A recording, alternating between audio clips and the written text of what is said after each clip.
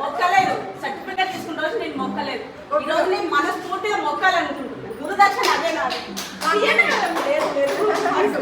లేదు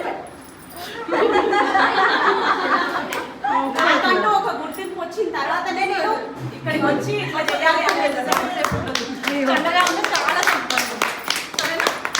నేను సర్టిఫికేట్ తీసుకున్న రోజు మేడం అక్కే ఇచ్చిన కాలం మొక్కలేదు, ఎందుకంటే నాకంటూ ఒక సర్టిఫికేట్ వచ్చింది.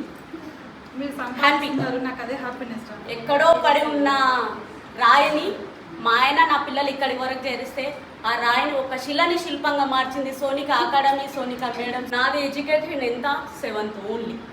నాకంటూ ఒక గుర్తింపు వచ్చింది ఇప్పుడు makeup artist Sonika. And happy. Reach అయిన తర్వాత మేడం కలవాలనుకున్నాను.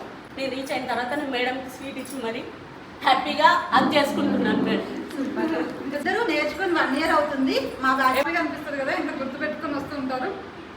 నాదేముండదు, నేను అందరికి ఒకేలాగా చెప్తాను.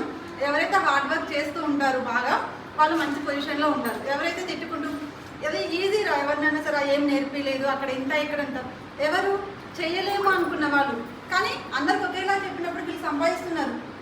కొంతమంది సంపాదించుకొని ఇంట్లో ఉంటారు. మీ ఎఫర్ట్స్ అనేవి చాలా ఇంపార్టెంట్.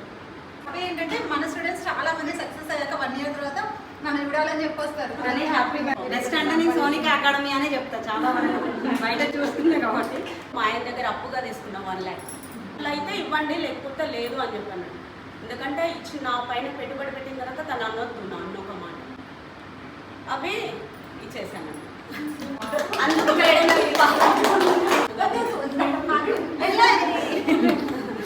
అది కూడా చేయండి.